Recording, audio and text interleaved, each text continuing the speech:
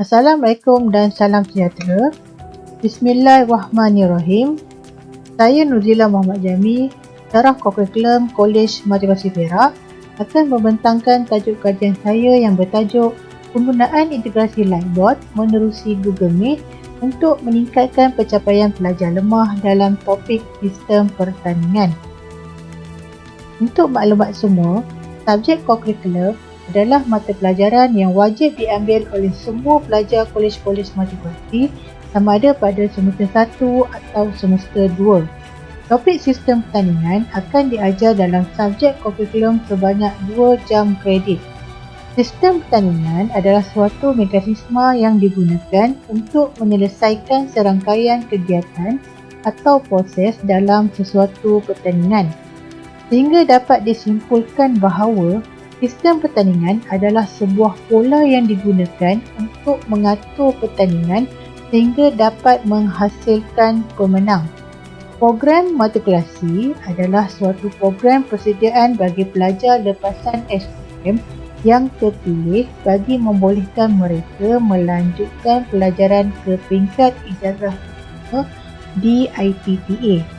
Sehingga kini terdapat 17 buah kolej matrikulasi di seluruh Malaysia meliputi Kolej Matrikulasi, Kolej Matrikulasi Kejuruteraan dan Kolej MARA. Kepentingan kajian ini adalah untuk membantu meningkatkan pencapaian pelajar lemah dalam topik sistem pertandingan. Melalui refleksi PDP yang lalu, refleksi telah dilakukan berdasarkan pengalaman pensyarah dan pelajar dalam melaksanakan PDP secara online pada semester 5 yang memerlukan perhatian dan minat pelajar terhadap topik yang diajar.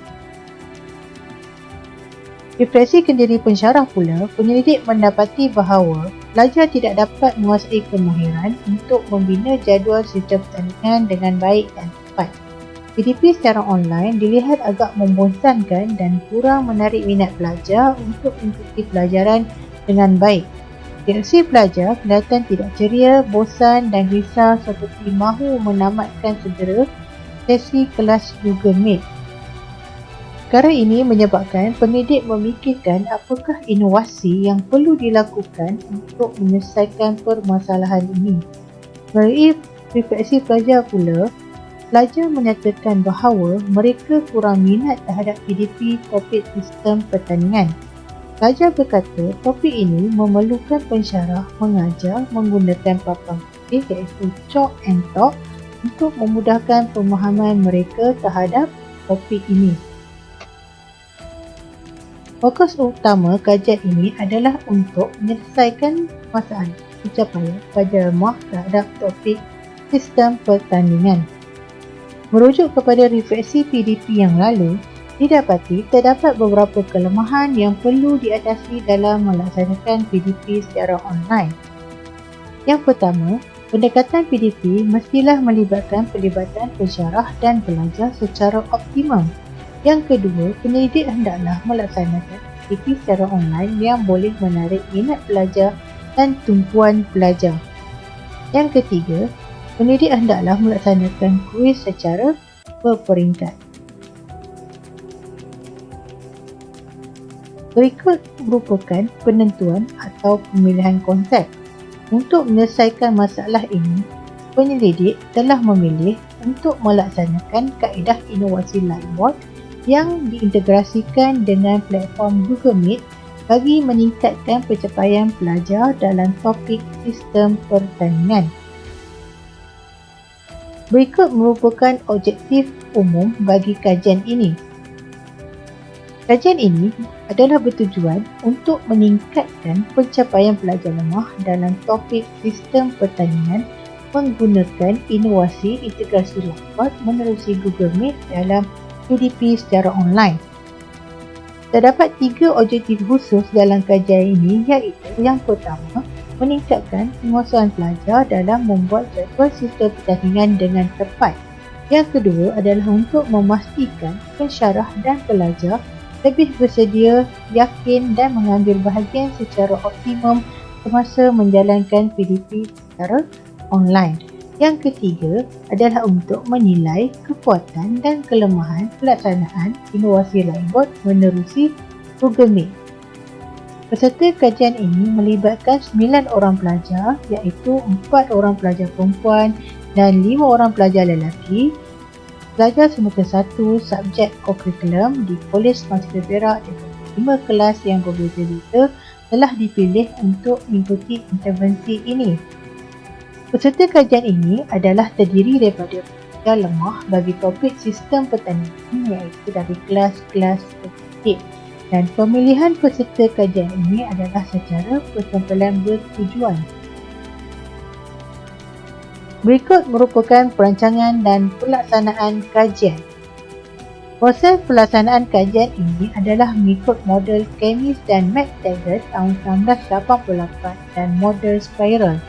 Model ini melibatkan 2 gelung atau kitaran yang mana melibatkan 4 langkah, iaitu yang pertama, tinjauan awal, yang kedua, pelan tindakan dan pengumpulan, yang ketiga, pelaksanaan tindakan dan mengumpul bukti, dan yang keempat adalah analisis data dan refleksi. Dapatan daripada kitaran pertama dikaji atau dilaksanakan dan seterusnya melaksanakan kitaran kedua sehingga keputusan yang diingini diperolehi. Berikut merupakan tindakan yang dijalankan. Berikut merupakan aktiviti-aktiviti yang dijalankan pada kitaran pertama dan juga kitaran yang kedua.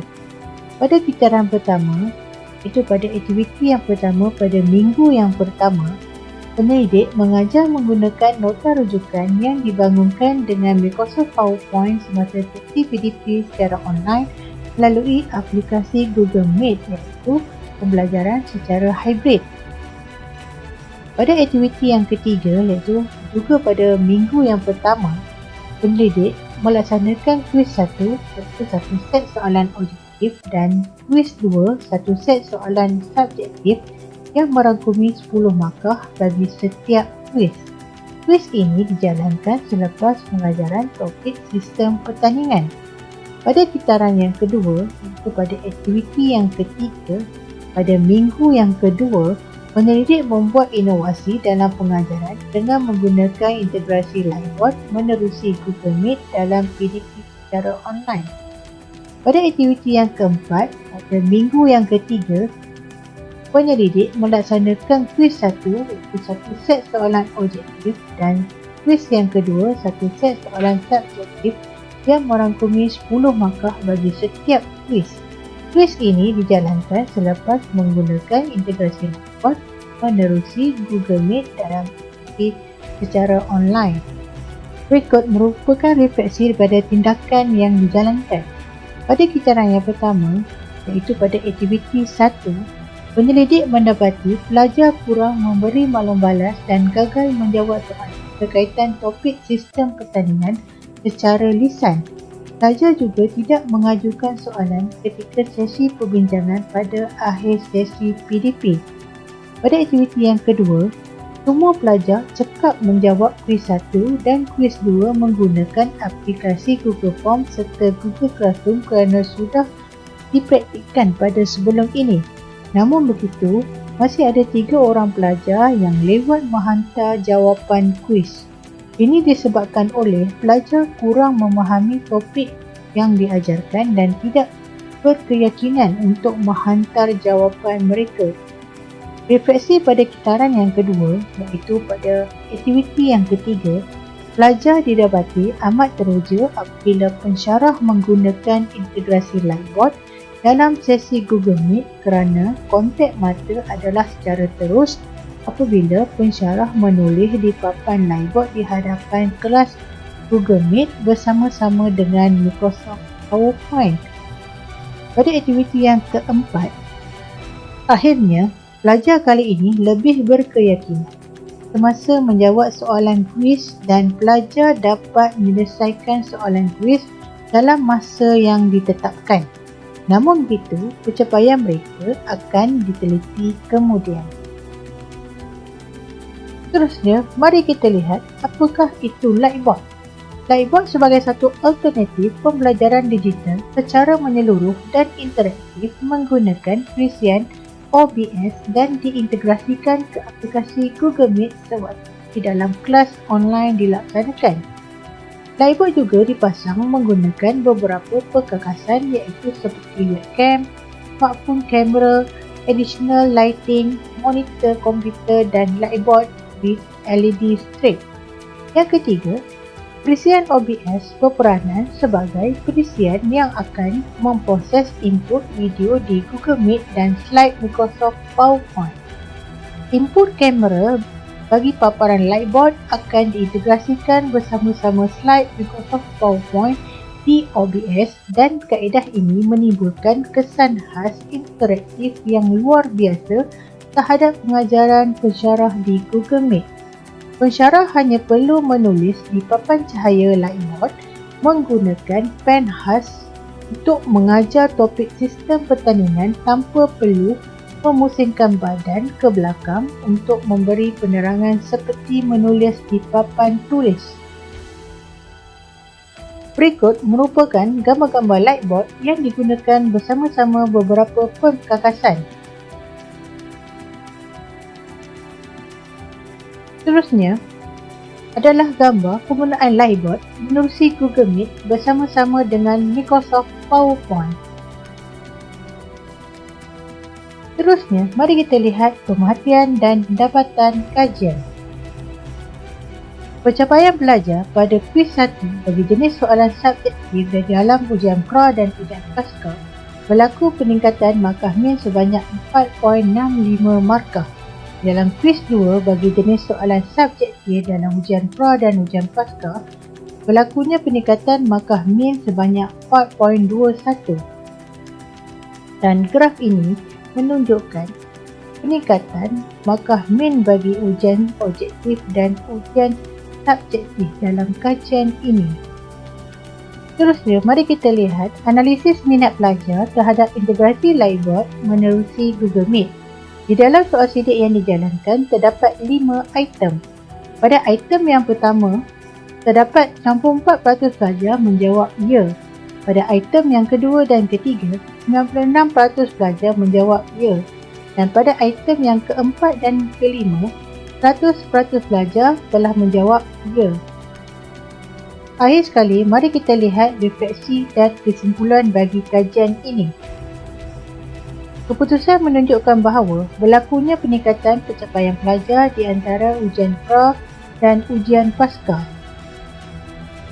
Sebanyak 100% orang pelajar didapati boleh menerima inovasi Lightboard menerusi Google Meet di dalam PDP secara online. Soal sidik minat pelajar terhadap integrasi Lightboard menunjukkan semua pelajar memberi maklum balas yang positif dan sangat berminat dengan integrasi Lightboard yang telah digunakan. Seterusnya, mari kita lihat kekuatan Lightboard. Kaedah Lightboard ini juga dilihat mampu memberikan pelajar suasana pengajaran atas talian yang lebih realistik dan terarah dalam menyelesaikan kuis bagi topik sistem pertandingan. Pelajar dilihat lebih bersemangat dan lebih fokus apabila penggunaan Lightboard ini dilaksanakan menerusi aplikasi Google Meet. Pelajar juga seolah-olah dapat merasai suasana kelas seperti dalam keadaan kelas yang sebenar. Kesimpulannya, kajian ini dapat menambah baik amalan pengajaran pensyarah bagi topik sistem pertandingan dengan menggunakan Lightboard seperti yang dinyatakan dalam objektif kajian. Sekian, terima kasih.